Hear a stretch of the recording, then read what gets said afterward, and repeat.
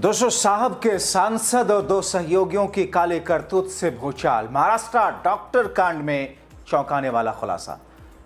स्वागत है आप सभी का। आप देख रहे हैं द राजनीति का विशेष सेगमेंट खबर और विश्लेषण। मैं हूं जब्बार खान।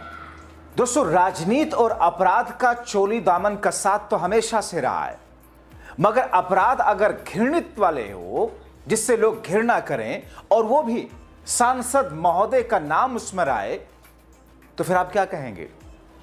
भारतीय राजनीति में आखिर पॉलिटिकल पार्टीज और कठपुतली बना हुआ चुनाव आयोग क्यों नहीं राजनीति से अपराधीकरण को खत्म करने के लिए कोई कदम उठाता है? महाराष्ट्र में एक डॉक्टर के साथ में जिस तरीके से दुराचार महीनों तक होता रहा, जिससे परेशान होकर इस डॉक्टर ने अपनी जीवन लीला को खत्म कर लिया, आखिर कौन कौन है उसके पीछे? क्या उसमें मोदी का सांसद भी है? और जांच टीमें कर क्या रही हैं, विस्तार से आपको बताते हैं। दोस्तों, महाराष्ट्र के सतारा में दुराचार और खुद से जीवन लीला खत्म करने वाले डॉक्टर के मामले में अब एक और बड़ा खुलासा हुआ। यह खुलासा आपको चौंकाएगा, क्योंकि अब जो बात सामने आ रही है उसमें एक सांसद और उसके दो सहायक भी शामिल होना बताया जा रहा है। उनका नाम है किस तौर पर, बताते हैं। तो फिर सवाल यह है कि कौन है वो सांसद और किस पार्टी का है। आपको बताएं कि फिलहाल ये खबरें सूत्र बता रहे हैं मोदी शाह के सांसद उसमें शामिल है। हालांकि आधिकारिक तौर पर इसके बारे में कोई जानकारी नहीं दी गई। दोस्तों, विशेष घटना का जिक्र करते हुए लिखा गया कि फर्जी सर्टिफिकेट जारी करने से इनकार करने के बाद एक सांसद के दो निजी सहायक अस्पताल में आए। उन्होंने सांसद को फोन लगाया और उससे उनकी बात कराई। सांसद ने उसे अप्रत्यक्ष रूप से धमकी दी। महिला डॉक्टर ने एक पुलिस अधिकारी पर 4 बार दुराचार का आरोप लगाया। दोस्तों, मीडिया रिपोर्ट के मुताबिक डॉक्टर के चचेरे भाई ने उसके द्वारा मेडिकल सर्टिफिकेट में हेराफेरी करने के लिए दबाव डाले जाने का आरोप लगाया। चचेरे भाई ने दावा किया कि उसकी बहन पर फर्जी पोस्टमार्टम रिपोर्ट लिखने के लिए दबाव डाला गया था।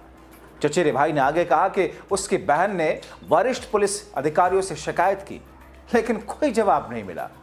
दोस्तों, सोचिए, महिला उत्पीड़न के मामले में कानून यह कहता है,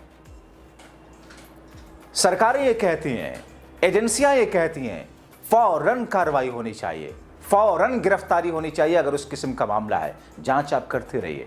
लेकिन यहां एक पेशे से डॉक्टर महिला लगातार महाराष्ट्र की फडणवीस पुलिस के सामने गिड़गिड़ाती रही।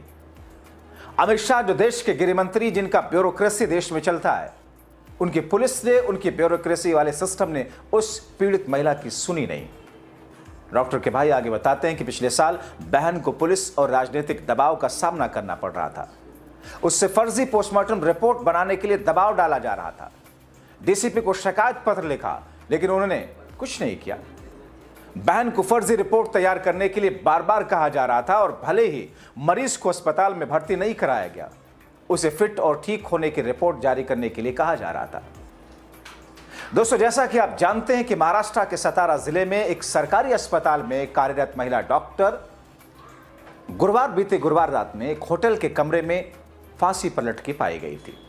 अपनी हथेली पर एक नोट छोड़ा, जिसमें एक पुलिस अधिकारी पर पिछले 5 महीनों से उसके साथ में शारीरिक शोषण, दुराचार, सब कुछ यौन उत्पीड़न का आरोप लगाया। पीड़िता, जो कि मूल रूप से बीट की थी, पास के सरकारी अस्पताल में काम करती थी। जांचकर्ताओं ने मामला दर्ज किया, शव का पोस्टमार्टम के लिए भेजा। राजनीतिक और पुलिस दबाव के आरोप के बीच में जांच शुरू तो हुई, मगर उस जांच का कोई अता पता नहीं। दोस्तों, उस नोट में 2 व्यक्तियों के नाम थे। सब इंस्पेक्टर गोपाल बडाने पर बार बार दुराचार करने, यौन उत्पीड़न का आरोप, जबकि एक अन्य व्यक्ति पर्ण बैंकर नाम का एक टेक्नोलॉजिस्ट, कई महीनों तक मानसिक तौर पर उत्पीड़न करने का आरोप। अधिकारियों ने पुष्टि की कि दोनों आरोपियों के खिलाफ रेप और आत्महत्या के लिए उकसाने के आरोप दर्ज किए गए।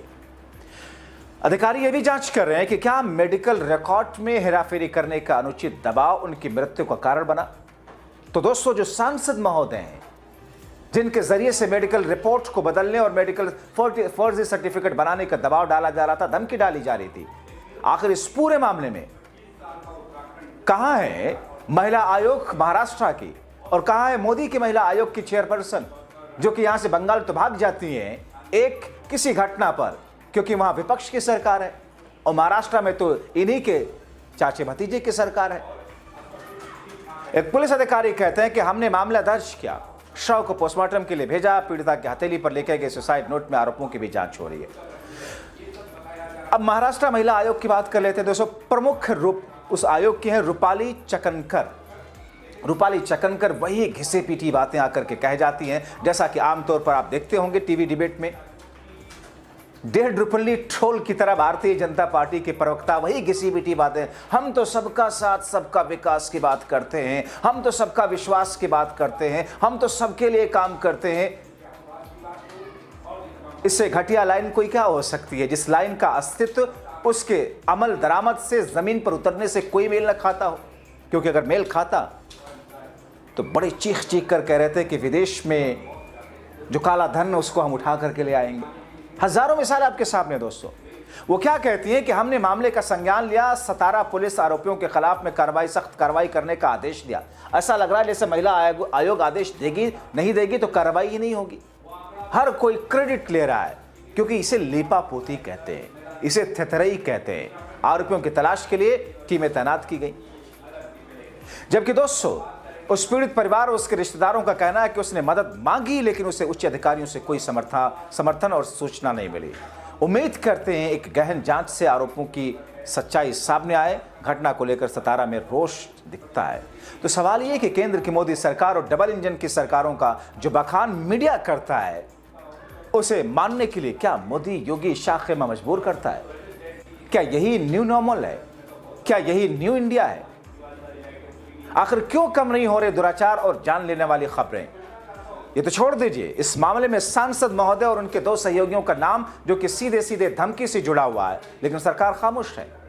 इकलौता मामला नहीं है, हर दिन हो रहे हैं। महज 10 दिनों का आंकड़ा आपको दिखा दो, हैरान रह जाएंगे। कुछ दिन पहले 11 अक्टूबर को उत्तर प्रदेश की राजधानी लखनऊ में 16 साल के दलित समुदाय के एक लड़की के साथ 5 लोगों ने सामूहिक दुष्कर्म। महाराष्ट्र के सतारा वाला मामला 12 अक्टूबर का यह मामला। 13 साल की लड़की को घर में अकेला पाकर उसके पड़ोसी ने उसका दुराचार किया, और जब बचने की कोशिश की तो उसके विरोध में उसे घर की में रखी घरेलू चक्की के पाट से पीट पीट कर जान ले ली। नागपुर में लड़के ने लड़की के साथ पहले इंस्टाग्राम पर दोस्ती की, यौन उत्पीड़न किया। नई दिल्ली प्रतिष्ठित संस्थान साउथ एशियन यूनिवर्सिटी कैंपस के अंदर गार्ड्स और कुछ अन्य मिलकर के बीटेक के प्रथम वर्ष की छात्रा के साथ में क्या कुछ नहीं किया। शिकायत किए जाने पर यूनिवर्सिटी प्रशासन ने उसका आवश्यक सहयोग तक नहीं किया। पश्चिम बंगाल के दुर्गापुर में प्राइवेट मेडिकल कॉलेज की छात्रा के साथ 4 लोगों के जरिए जो कुछ किया गया। दोस्तों एक घटना नहीं, हजारों घटनाएं। हरियाणा के गुरुग्राम में 29 वर्षीय विदेशी भाषा की शिक्षिका के साथ 4 जिम ट्रेनर लड़कों ने 2 हफ्तों में 2 बार गैंगरेप किया, जान से मारने की धमकी की। हरियाणा की मुरथल में छोटूराम यूनिवर्सिटी के कैंपस में एक छात्रा के साथ यूनिवर्सिटी में कार्यरत एक चपरासी ने क्या कुछ किया। केरला में 26 वर्षीय आंदू सॉफ्टवेयर इंजीनियर, उस लड़के के साथ किसने किया पता है आपको? जो सड़े गले अंधभक्त जिस संस्था पर फख्र करते हैं, गर्व करते हैं, आरएसएस। चूंकि आरएसएस में महिलाओं को सम्मान तो है नहीं, अधिकार तो है नहीं, महिलाओं को मेंबर तो बनाया नहीं जाता, तो वहां लड़के ही मिलते हैं, तो लड़कों के साथ ही घिन आती है। अभी तक घिन इस बात से आती थी इस संगठन से, आरएसएस से, कि वो एक धर्म के दुश्मनी के विरोध में उसने सब कुछ अपना एजेंडा तय किया। उसकी किताबें यही कहती हैं। गुरु गोलवलकर से लेकर के हेडगेवार और उनके जुड़े हुए लोगों को आप उठाकर देख लीजिए। और अब ऐसी घटनाएं, लड़कियां नहीं मिली तो लड़कियां क्या, लड़कियां खिलौना है इनके लिए क्या? गजब अंदाज है, जानवर बन गए हैं ये। बार बार बलात्कार उसके साथ में किया गया, लड़के के साथ में, और मजबूर होकर 9 अक्टूबर को उस सॉफ्टवेयर इंजीनियर ने अपनी जीवन लीला समाप्त कर दी। ये सभी मामले बताते हैं 2 सप्ताह के भीतर के हैं। अंधू के मामले को छोड़ दीजिए तो सभी मामले महिलाओं के बलात्कार, यौन उत्पीड़न से जुड़े हैं। नेशनल क्राइम रिकॉर्ड ब्यूरो की पिछली रिपोर्ट चौंकाती है। मगर मोदी शाह के यही मंगलसूत्र छीन ले जाएंगे, आपके गाय भैंस छीन ले जाएंगे। काश आप दर्शक सचेत हों। बहुत शुक्रिया।